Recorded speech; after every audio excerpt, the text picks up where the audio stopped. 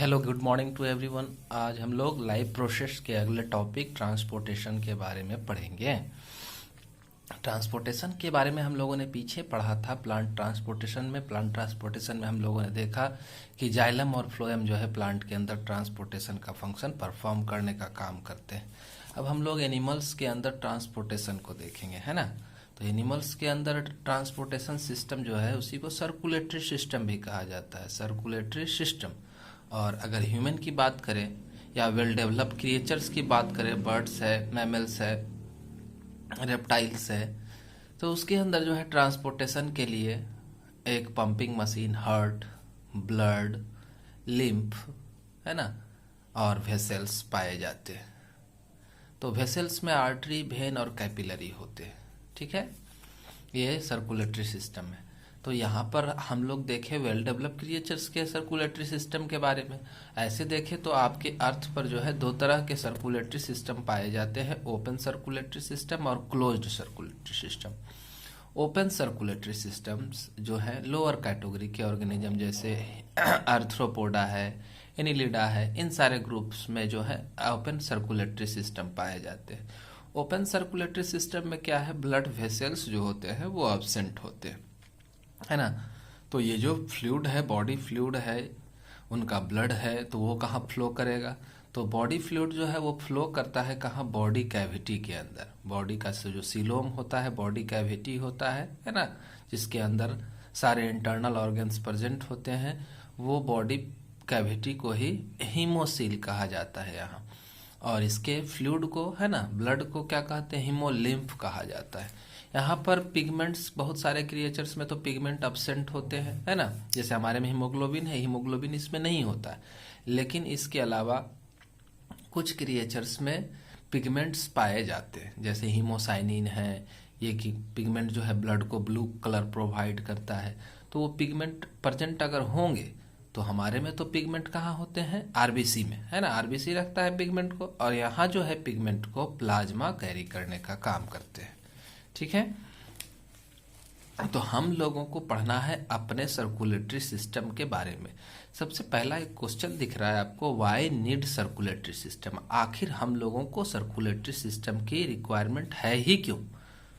तो हमारे शरीर के अंदर न्यूट्रिएंट को एक्सचेंज करने के लिए, एक जगह से दूसरे जगह पहुंचाने के लिए, गैस के एक्सचेंज के लिए, एक्सक्रीटरी मटेरियल को हमारे टिश्यू से, हमारे सेल से रिमूव आउट करने के लिए ट्रांसपोर्टेशन सिस्टम आवश्यक है, ठीक है। तो हमारे यहाँ ट्रांसपोर्टेशन सिस्टम का सबसे मेन कंस्टिट्यूएंट जो है वो हार्ट के बारे में पढ़ना है। इससे पहले हम लोगों ने पिछले क्लास में पढ़ा था, 9 का वीडियो भी आप देख सकते हैं। और इससे पिछले क्लास में भी हम लोगों ने पढ़ा, ब्लड के बारे में पढ़ा। ब्लड को फ्लूइड कनेक्टिव टिश्यू कहा जाता है, और उसी के अंदर सारे न्यूट्रिएंट्स जो है वो और गैसेस जो है ट्रांसपोर्ट होते हैं। तो ह्यूमन हार्ट जो है वो एक पंपिंग मशीन की तरह बिहेव करता है। हार्ट का फंक्शन क्या है, तो ब्लड को सिर्फ और सिर्फ पंप करना, है ना, प्रेशर बना करके ब्लड को पंप करने का काम करता है। आपका हार्ट कहाँ है, तो हार्ट जो है वो हमारे थोरैकिक कैविटी में है। थोरैकिक कैविटी किससे बनता है, 12 पेयर रिब्स से बनता है ना, जो आगे के साइड में स्टर्नम से और पीछे के साइड में वर्टिब्रल कॉलम से जुड़ा हुआ होता है। तो इस कैविटी के अंदर हमारा लंग्स भी प्रेजेंट होता है। हमारा हार्ट जो है ये दोनों लंग्स के बीच में, है ना, हमारे लेफ्ट लंग्स में एक गड्ढा जैसा स्ट्रक्चर बना होता है जिसको कार्डियक नॉच कहते हैं। उसी में हमारा हार्ट जो है वो प्रेजेंट होता है। ह्यूमन हार्ट जो होता है लेफ्ट साइड के लंग्स में होने के वजह से यह लेफ्ट साइड थोड़ा सा टिल्टेड होता है ना। तो हमारा हार्ट देखने में कैसा लगता है, बंद मुट्ठी के आकार का लगता है, क्लोज्ड फिस्ट शेप का है, ये मस्कुलर है, कोनिकल शेप में ये होता है ना। हार्ट को देखें, हमारे हार्ट को अगर आप देखें तो हमारे हार्ट के ऊपर जो है वो क्या होता है, जानते हैं कि ह्यूमन का हार्ट जो है वो 4 चैम्बर्ड होता है। ह्यूमन का हार्ट 4 चैम्बर्ड है, ठीक है। हमारा ह्यूमन हार्ट दीवार से बटा होता है 4 चैम्बर में। ऊपर वाले चैम्बर को एट्रिया कहते हैं, अगर लेफ्ट साइड है तो लेफ्ट एट्रिया, राइट साइड है तो राइट एट्रिया। निचले वाले हिस्से को वेंट्रिकल कहते हैं, लेफ्ट वेंट्रिकल, राइट वेंट्रिकल। अब देखें कि हमारे इस हार्ट को सेपरेट करने के लिए जो मस्कुलर वाल इसके बीच में है उसका नाम देखेंगे, है ना। तो दो एट्रिया के बीच में जो मस्कुलर वाल प्रेजेंट है कहाँ है, दो एट्रिया के बीच में है, तो इंटर मतलब मिडिल में, ऑरिकुलर ऑरिकल के बीच में, सेप्टम मतलब दीवार, इंटर ऑरिकुलर सेप्टम जो मौजूद है दोनों एट्रिया के बीच में। दोनों वेंट्रिकल के बीच में देखें तो दोनों वेंट्रिकल के बीच में रहने के कारण इसको इंटरवेंट्रिकुलर सेप्टम कहा जाता है। इसको क्या कहेंगे, इंटरवेंट्रिकुलर सेप्टम, ठीक है। उसके बाद एक दीवार जो है वो एट्रिया को वेंट्रिकल से सेपरेट करने का काम करता है, इसको एट्रियो वेंट्रिकुलर सेप्टम कहते हैं। एट्रियो वेंट्रिकुलर सेप्टम कहा जाता है इस दीवार को। इस तरह से देखें हम लोगों ने कि ह्यूमन का हार्ट जो है वो 4 चैम्बर्ड बटा होता है। हमारे यहाँ ब्लड का सर्कुलेशन जो होता है कंप्लीट डबल सर्कुलेशन के नाम से जाना जाता है। क्यों जाना जाता है, इसलिए जाना जाता है क्योंकि हमारा हार्ट में लेफ्ट साइड में जो है प्योर ब्लड बढ़ता है। प्योर ब्लड का मतलब हुआ ऑक्सीजन मिला हुआ, ऑक्सीजनेटेड ब्लड। इस साइड में ऑक्सीजनेटेड ब्लड और इस साइड में जो है ऑक्सीजनेटेड ब्लड, कार्बन डाइऑक्साइड मिला हुआ। दोनों ब्लड कभी भी आपस में मिलते नहीं है, ठीक है। तो दो तरह के ब्लड को ट्रांसपोर्ट करने के वजह से हमारे सर्कुलेटरी सिस्टम को डबल सर्कुलेशन कहा जाता है। कहीं कोई मिक्सिंग नहीं हो रही है, इस वजह से क्या कहते हैं, इसको कंप्लीट डबल सर्कुलेशन कहा जाता है, ठीक है। अब देखें कि हमारे हार्ट के ऊपर जो चैम्बर है, हमारे हार्ट के ऊपर जो कवरिंग है, प्रोटेक्टिव कवर है, पहले तो थोरैकिक कैविटी का कवर हो गया, उसके बाद मेम्ब्रेनस कवर होता है। 3 लेयर से बना हुआ एक मेम्ब्रेनस कवर होता है जिसको पेरिकार्डियम कहते हैं। इसका नाम क्या है, पेरिकार्डियम। पेरिकार्डियम का 3 लेयर है, सबसे बाहरी लेयर को इपिकार्डियम कहते हैं, ठीक है। उसके बाद मिडिल लेयर को क्या कहते हैं, मायोकार्डियम। इंटरनल लेयर को क्या कहते हैं, इंडोकार्डियम। इपिकार्डियम जो है वो थोरैकिक वाल से अटैच रहेगा और इंडोकार्डियम जो है वो हमारे हार्ट के मसल से अटैच रहेगा। ये तीनों लेयर को हम लोगों ने देखा। ये तीनों लेयर के बीच में आप क्या देख रहे हैं, एक फ्लूइड भरा हुआ है। इस फ्लूइड फिल्ड कैविटी को क्या कहते हैं, पेरिकार्डियल कैविटी कहते हैं। और इसके अंदर जो फ्लूइड है उसको पेरिकार्डियल फ्लूइड कहा जाता है। यह हार्ट को मैकेनिकल इंजरी से बचाता है और फ्रिक्शन लेस मूवमेंट को परफॉर्म कराने का काम करता है। ये ह्यूमन हार्ट के कवरिंग को देखें, उसके फंक्शन को देखें। अब देखिए कि कुछ क्रिएचर्स में हार्ट हमेशा 4 चैम्बर्ड नहीं होते। बहुत सारे क्रिएचर्स में ऐसे भी होते हैं जिसमें हार्ट 2 चैम्बर्ड या 3 चैम्बर्ड होते हैं। सबसे पहले आप देखें फिश को। फिश में हार्ट जो होता है 2 चैम्बर्ड का होता है। तो इस तरह में सिर्फ एट्रिया और वेंट्रिकल ही मौजूद होंगे। एट्रिया और वेंट्रिकल के मौजूद होने की वजह से यह सिर्फ एक ही तरह के ब्लड के ट्रांसपोर्टेशन को परफॉर्म कर सकता है। हमारा फिश का हार्ट जो है वह सिर्फ डीऑक्सीजनेटेड ब्लड को ट्रांसपोर्ट करने का काम करता है। जैसे ही फिश गिल से सांस लेता है तो डिफ्यूज जो ऑक्सीजन है वो डायरेक्टली जो होते हैं पूरे बॉडी में सप्लाई कर दिए जाते हैं विदाउट हार्ट में गए हुए। और यहाँ पर जो है जब हमारे हार्ट के इसके बॉडी के अंदर क्या होता है कि सेलुलर रेस्पायरेशन होता है, CO2 का फॉर्मेशन होता है, तो उस बने हुए CO2 को हार्ट में भेजा जाता है और हार्ट उसको वापस गिल्स में भेजता है ना। तो इस तरह का सर्कुलेशन जो है सिंगल सर्कुलेशन के नाम से जाना जाता है। यहाँ देखें रेप्टाइल्स को देखें, रेप्टाइल्स में 3 चैम्बर्ड हार्ट है। ऊपर 2 एट्रिया है, नीचे एक वेंट्रिकल है, मतलब यहाँ ऑक्सीजनेटेड यहाँ डीऑक्सीजनेटेड। दोनों ब्लड जो है लास्ट में आकर के क्या होते हैं, तो वेंट्रिकल में आकर के मिल जाते हैं। वेंट्रिकल में मिलने के वजह से क्या होता है कि प्योर और इम्प्योर ब्लड दोनों मिल गए, तो यहाँ पर डबल सर्कुलेशन तो हो रहा है, प्योर इम्प्योर ब्लड का ट्रांसपोर्टेशन तो हो रहा है, लेकिन कंप्लीट नहीं है, दोनों मिक्स हो जाते हैं। इस वजह से इस सर्कुलेशन को इनकम्प्लीट डबल सर्कुलेशन कहा जाता है, ठीक है। लेकिन एक अपवाद है रेप्टाइल ग्रुप में, क्रोकोडाइल, इसमें 4 चैम्बर्ड हार्ट होता है ना। अब देखें हमारे हार्ट को काट लिए हैं। वेंट्रल सेक्शन है इसका। वेंट्रल सेक्शन में हमारे हार्ट के अंदर कितने सारे पार्ट्स पाए जाते हैं उसका हम लोग स्टडी करेंगे। तो इजी डायग्राम है बहुत सारा। यहाँ तो आप जो देख रहे हैं ये बहुत सारा ट्यूबुल्स है, तो यहाँ कट करके हम लोगों ने जो है हमारे इंपॉर्टेंट ट्यूबुल्स है उसको दिखाने का प्रयास किया है। तो देखिए कि यहाँ पर क्या है ये पल्मोनरी वेन है। पल्मोनरी वेन लिखा हुआ दिखाया गया है एरो के निशान से कि ब्लड जो है इसमें आ रहा है। पल्मोनरी वेन जो है वो ऑक्सीजनेटेड ब्लड को लाने का काम करता है। ये एवोर्टा है, ऑक्सीजनेटेड ब्लड को ऑल ओवर बॉडी में ट्रांसफर करने का काम करता है। वेना कैवा है, वेना कैवा कार्बन डाइऑक्साइड वाले ब्लड को पूरे बॉडी से कलेक्ट करके अंदर लाने का काम करता है। पल्मोनरी आर्टरी जो है वो CO2 वाले ब्लड को भेज देता है कहाँ, लंग्स में प्यूरिफिकेशन के लिए, ठीक है। उसके बाद ये चारों नली को हम लोगों ने देखा। इसके बाद देखें कि हार्ट का 4 चैम्बर पीछे पड़ चुके हैं। यहाँ कुछ वॉल्व है, यह सेमी लूनर वॉल्व, ये वॉल्व का नाम है सेमी लूनर वॉल्व, ठीक है। आधे चांद के आकार का वॉल्व है। उसके बाद यहाँ पर वॉल्व जो है ट्राइकस्पिड वॉल्व है, बाइकस्पिड वॉल्व है, इसी को मिट्रल वॉल्व भी कहा जाता है, ठीक है। इसके अलावा सेप्टम के बारे में पढ़ चुके हैं। 2 और स्ट्रक्चर मौजूद है, एक को एसएन दूसरे को एवीएन कहते हैं। एसएन का फंक्शन और एवीएन का फंक्शन हम लोगों को देखना है।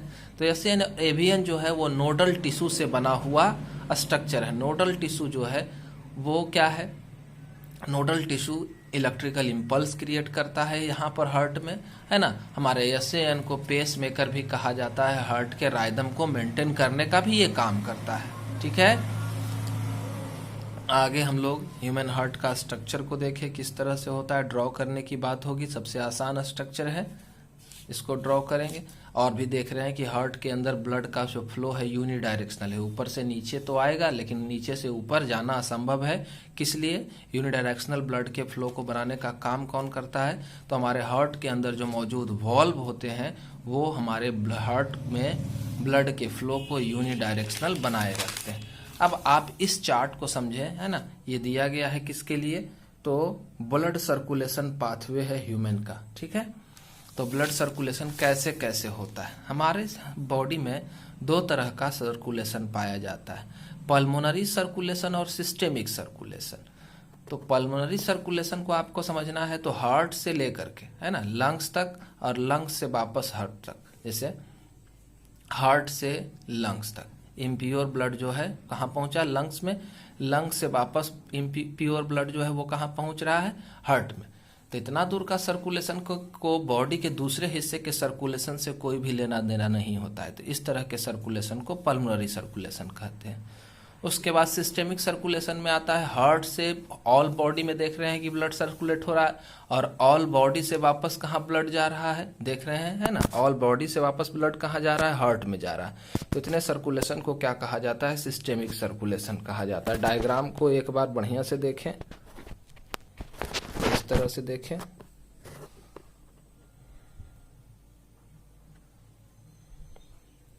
पॉज करें, स्क्रीनशॉट लें, ड्रॉ करने का प्रयास करें। अब देखें कि कैसे कैसे सर्कुलेशन होता है। सबसे पहले ऑक्सीजनेटेड ब्लड को देखते हैं। ऑक्सीजनेटेड ब्लड जो है हार्ट से एवोर्टा के द्वारा निकला, इसके बाद ये चला गया ऊपर की ओर, फोर लिम्ब में चला गया, है ना। फोर लिम्ब के अंदर इसको ले जाने के लिए कौन है? तो फोर लिम्ब के अंदर इसको ले जाने के लिए सिफेलिक आर्टरी है, इसी को ब्रांचियल आर्टरी भी कहते हैं। उसके बाद हेड और नेक वाले हिस्से में ब्लड को ले जाने के लिए कैरोटिड आर्टरी है। उससे नीचे आए एवोर्टा आगे चलता जा रहा है। लीवर में ऑक्सीजनेटेड ब्लड को सप्लाई कर रहा है हेपेटिक आर्टरी के द्वारा। फिर ब्लड को सप्लाई किया जा रहा है एलिमेंट्री कैनाल में मेजेंट्रिक आर्टरी के द्वारा, मेजेंट्रिक। फिर किडनी में रीनल आर्टरी के द्वारा, लेग में फीमोरल आर्टरी के द्वारा।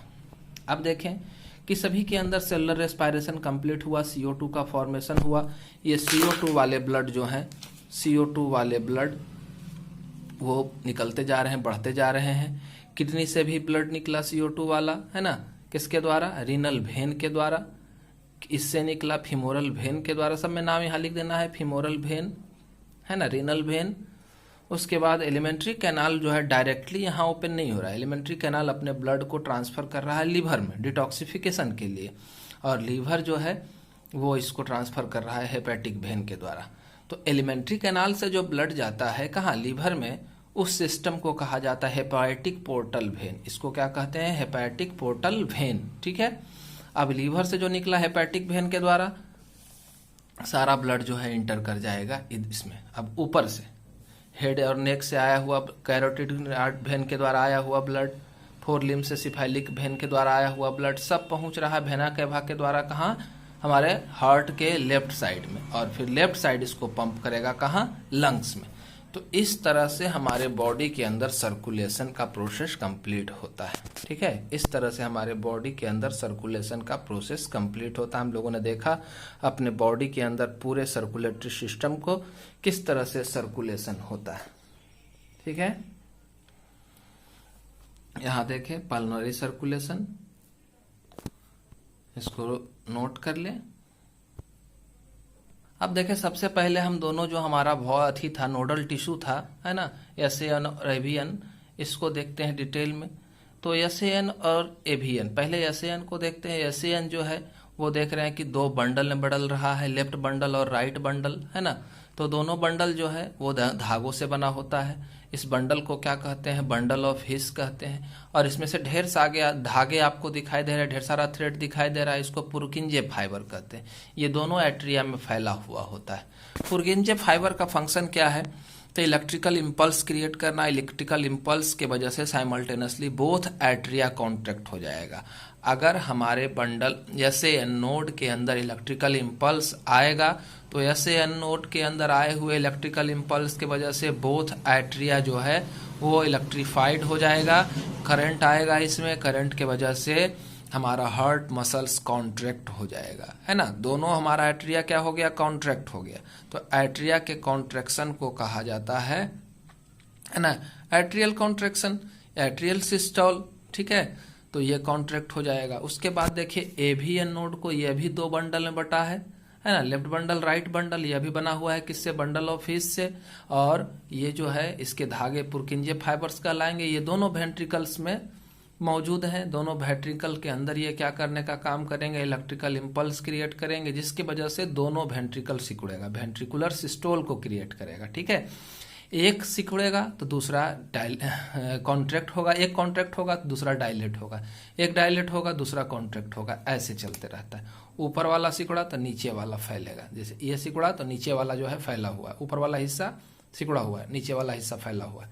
नीचे वाला सिकुड़ेगा तो ऊपर वाला फैलेगा, है ना। देखें ऊपर वाला फैला, नीचे वाला सिकुड़ा हुआ है। तो ये है हमारा हार्ट में कॉन्ट्रैक्शन और रिलैक्सेशन को क्रिएट करने के लिए, है ना, कौन, एसएन और एवीएन नोड। यह राइदमेटिक कॉन्ट्रैक्शन और रिलैक्सेशन को कंप्लीट कराने का काम करते हैं कहाँ, हमारे हार्ट में, जिसके वजह से हार्ट के अंदर सिस्टोल और डायस्टोल आता है। सिस्टोल और डायस्टोल मिल करके एक सिस्टोल, एक बार हार्ट सिकुड़ा एक बार फैला तो वह एक हार्ट बीट का फॉर्मेशन करता है। एक हार्ट बीट होने में बहुत कम समय लगता है, 0.6 सेकंड का समय लगता है। हम जानते हैं कि हमारा हार्ट जो है 1 मिनट में 72 से 75 टाइम्स जो है कॉन्ट्रैक्ट और रिलैक्स कर जाता है, यानी कि 1 सेकंड से भी कम समय लगता है इसके कॉन्ट्रैक्शन और रिलैक्सेशन में। ठीक है, तो एक हार्ट बीट में एक सिस्टोल और एक डायस्टोल होगा। एक हार्ट बीट किससे बना होगा, एक सिस्टोल और एक डायस्टोल से। उसके बाद आप देखिए सेमिलुनर वॉल्व का फंक्शन। सेमिलुनर वॉल्व क्या होता है, इस तरह से वॉल्व लगा हुआ है ना, यहाँ देखें इस तरह से वॉल्व लगा हुआ है। जब ब्लड का प्रेशर बढ़ता है ऊपर वाले चैम्बर में तो ये पूरा दब जाता है, ऐसे हो जाता है ना, ब्लड आसानी से नीचे आ जाएंगे।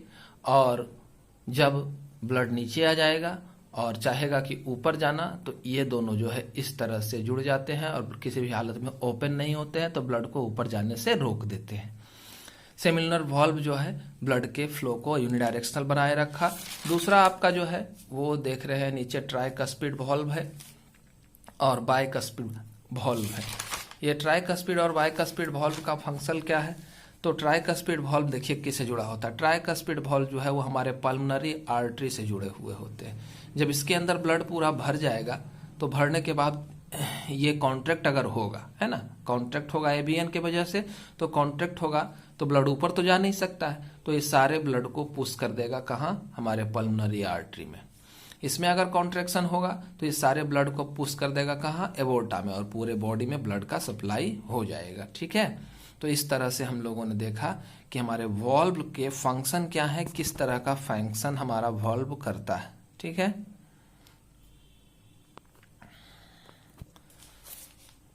वाल्व का फंक्शन हम लोगों ने पढ़ा।